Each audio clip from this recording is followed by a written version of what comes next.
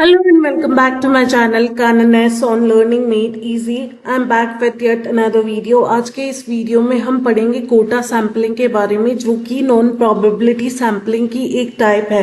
Non probability sampling एक ऐसी sampling technique है जिसमें आपकी इंटायर पॉपुलेशन जो कि अंडर स्टडी है, उसके अंदर जितने भी मेंबर यूनिट्स है, हर मेंबर यूनिट का इक्वल चांस नहीं होता to get selected in a sample.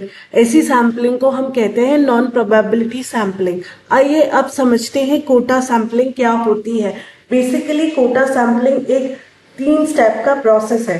First step में हम अपनी एंटायर पॉपुलेशन को छोटे छोटे होमोजीनियस सब ग्रुप्स में डिवाइड कर देते हैं। उसके बाद सेकेंड स्टेप में हम कोटा फिक्स करते हैं कि हमें इन होमोजीनियस ग्रुप्स में से हर ग्रुप में से कितने रिस्पोंडेंट्स या आइटम्स को अपने सैंपल में इंक्लूड करना है। और थर्ड स्टेप में जब हम हर एक ग्रुप के लिए कोटा असाइन कर चुके हैं, तब हम कन्वीनियंट सैंपलिंग या जजमेंट सैंपलिंग का यूज करके अपने सैंपल को सिलेक्ट करते हैं। ये होती है कोटा सैंपलिंग। कोटा सैंपलिंग को एक एग्जाम्पल के थ्रू समझते हैं। हम इंदौर सिटी में यह स्टडी करना चाहते हैं कि मोबाइल का कौन सा brand females of various age groups के द्वारा यूज किया जाता है। हमारे पास टोटल पॉपुलेशन है 1000 लोगों की, जिसको कि हमने 5 अलग अलग एज ग्रुप में डिवाइड कर दिया है। ये एज ग्रुप इस प्रकार है। सबसे पहला है 16 से 24, जिसमें कि 200 फीमेल्स है। सेकेंड एज ग्रुप है 25 से 34, जिसमें कि 400 फीमेल्स है। थर्ड एज ग्रुप में 35 से 44 में 250 फीमेल्स है।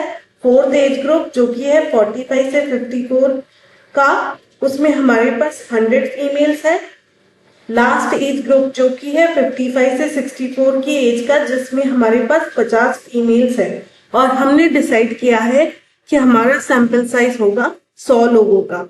अब हम इन 5 होमोजीनियस ग्रुप्स के लिए कोटा असाइन करेंगे थ्रू population proportion.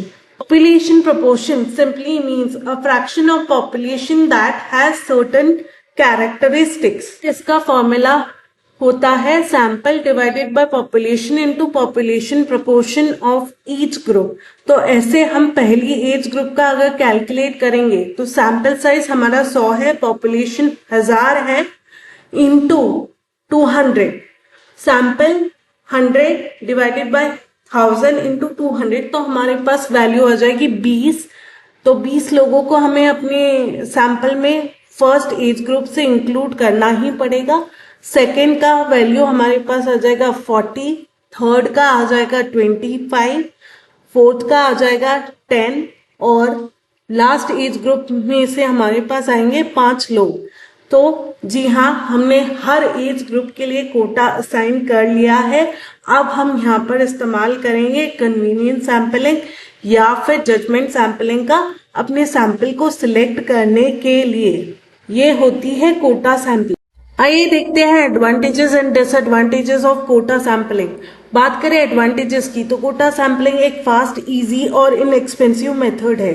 बात करें डिसएडवांटेजेस की, सिंस इसमें हमने सैंपलिंग जो की है वो कन्वीनियंस और जजमेंट सैंपलिंग को यूज करके की है, तो बहुत हद तक की पॉसिबिलिटी है कि जो सैंपल है वो पॉपुलेशन को एक्यूरेटली या ट्रूली रिप्रेजेंट ना कर सके।